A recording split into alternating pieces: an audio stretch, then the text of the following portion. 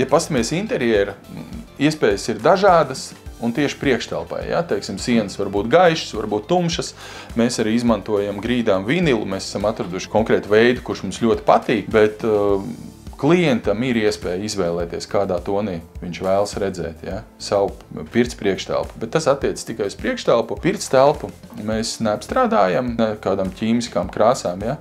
Tā kā tur ir tas dabīgais koks, viņi tiek apstrādāti ar īpašu speciāli saunām paredzētu materiālu, bet viņš nav tonējošais. Tas koks saglabā to savu dabīgo. Varbūt kāds prasa, ka gribētu tumšāku, tad varbūt sienas mēs varam tumšākas uztaisīt, bet lāvām vienmēr jāpaliek tajā dabīgajā krāsā, bet tad tas stils neiet kopā.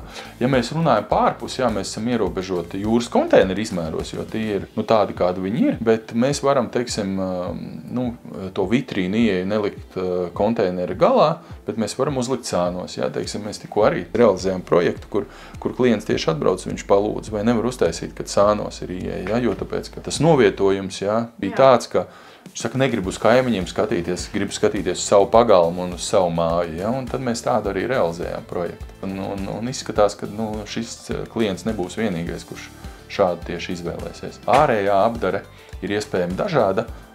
Ja kādam patīk tikai industriāls skats, metāls, tad mēs varam viņu vienkārši nokrāsot un atstāt tādu, kāda ir. Tad mēs varam daļēji apšūt ar koku, izvietojot kādus koka paneļus, un tur arī ir krāsas izvēles, vai tumšāku, gaišāku. Mēs varam pielāgot tā kā klienta tam īpašumam, kur viņš dzīvo tieši mājai. Tāpat tās krāsas mēs šobrīd izmantojam standartā. Mums patīk šī pelēkā, modernākā teikt, RAL 7016, bet klients, kurš pasūtīja, viņam bišķi tas pelēkums atšķīrās. Tātad mēs arī nokrāsojām tādā pat krāsā kā māja, un viss tas kopā ļoti labi sadara. Tā kā tās iespējas ir daudz un dikti, bet tas, ko mēs nevaram ietekmēt, ir tas izmērs, kurā mēs viņu tā kā izbūvējam.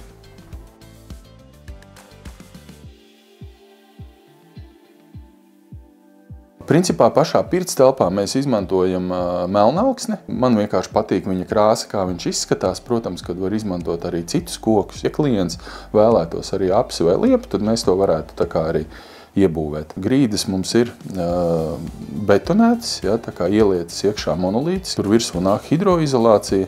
Ir paredzēts, lai varētu ļoti lielu ūdens daudzumu liet uz grīdas virsū, mazgāt, un lai nekur tas ūdens neiziet tur, kur viņam nevajadzētu aiziet, lai viss aizplūst projām.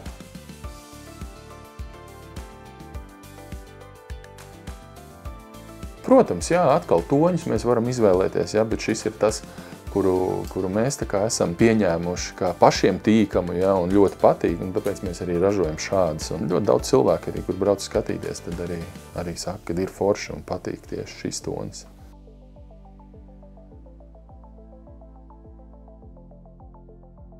Mēs varam arī, teiksim, ielikt pusi no vitrīnas, tā kā tā nav problēma, bet tas, ko dod šie logi, šajā nelielajā telpā viņi iedod tādu plašumu, kad, teiksim, sēžot te iekšā šobrīd ir sajūta, kad šeit nav 10 kvadrātmetri konkrēti šajā dzīvojamā zonā, ka te ir vairāk,